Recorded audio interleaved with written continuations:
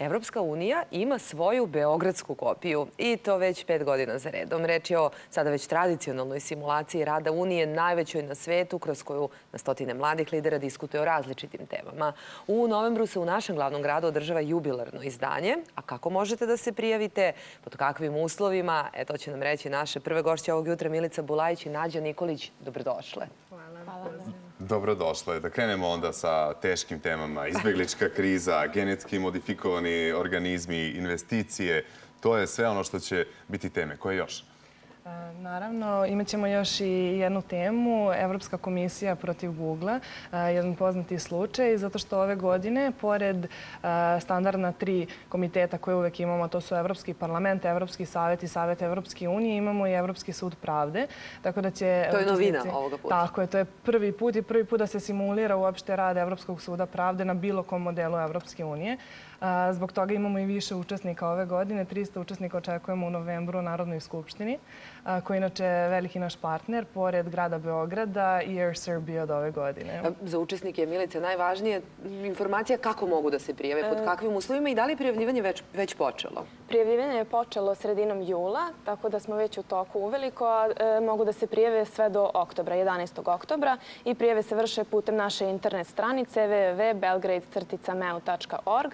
Tamo imaju da ispune anketu, odnosno da vide koji su sve uslovi da bi se mogli prijaviti, tako da svako ko želi da se prijavi može da poseti naš sajt i sazna sve detaljnije informacije o prijavama. Ali očekuje se oko 300 mladih, jel?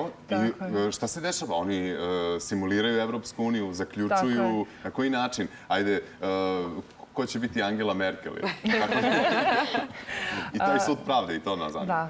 Da. Oni dobijaju uloge, naravno po sopstvenom izboru, gde ih mi onda grupišemo u već pomenute komitete.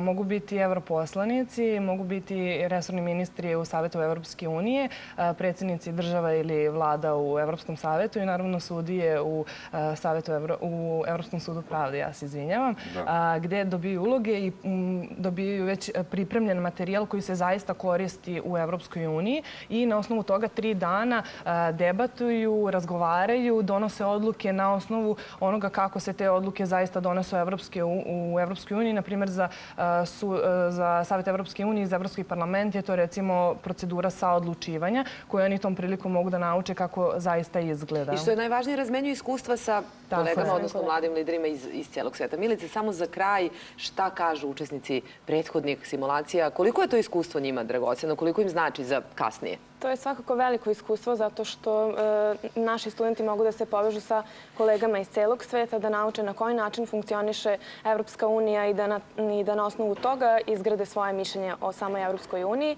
I svakako da kroz debate o tim ključnim pitanjima oni nauče kako se odvija proces odlučivanja u okviru Evropske unije i to svakako predstavlja jedno veliko iskustvo za sve učesnike, što možemo vidjeti prema tome da se većina učesnika ponovo prijavljuje za model, iako su već prošli taj beogradski model. Svakako da svake godine imamo sve veći broj učesnika. I za kraj, samo u kojim ćete vi biti organima Evropske unije? Nažalost, nećemo imati priliku da budemo ni u jednom. Posmatrača. Tako je. Status posmatrača. Dobro, možda vas primo u Evropsku uniju. Sljedeće godine. Hvala vam lepo. Ovo će biti dragoceno, naravno, iskustvo da i mladi vide kako to izgleda. Kako to izgleda, kakva je administracija i približit će Evropsku uniju svima nama. To je i cilj, a RTS će biti sa vama u Skupštini Srbije. Hvala na pozivu. Hvala, Milice, hvala, Nađa.